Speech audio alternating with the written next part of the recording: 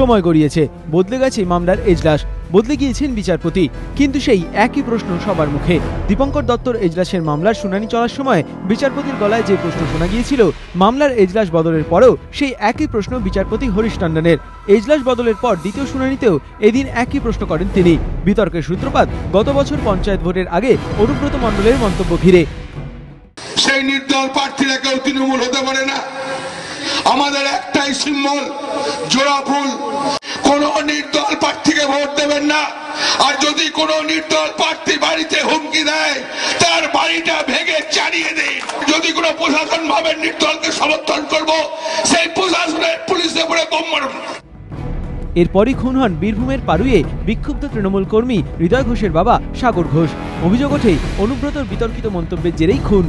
মঙ্গলবার শুনানিতে সেই বিতর্কিত মন্তব্যের প্রশ্ন টেনে বিচারপতি হরিশ টন্ডন সরকারি আইনজীবীদের প্রশ্ন করেন, এখনো পর্যন্ত কি কি পদক্ষেপ গ্রহণ করা হয়েছে?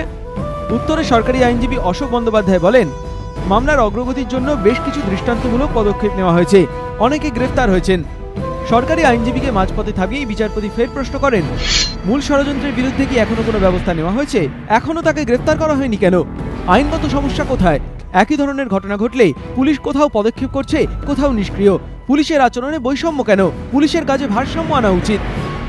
আজ বললেন যে অভিযুক্তের যে কেন 21 নম্বর 1 যে নাম আছে, যিনি জেলা সভাপতি দলের, তাকে কেন অ্যারেস্ট করা হচ্ছে না?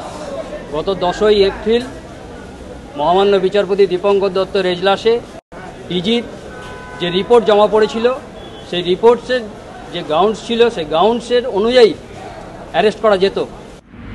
এদিন রাজ্য সরকারের পক্ষ থেকে হলফনামা দিয়ে আদালতের কাছে ফের অতিরিক্ত সময় চান সরকারি আইনজীবী, কিন্তু বিচারপতি বলেন, তদন্তকারী সংস্থা আগে যে রিপোর্ট দিয়েছিল তাতে অনুব্রত মণ্ডলকে গ্রেফতার করার যথেষ্ট উপাদান ছিল, কিন্তু তাও বিশেষ তদন্তকারী দলের প্রধান ডিজি কোনো পদক্ষেপ নেননি।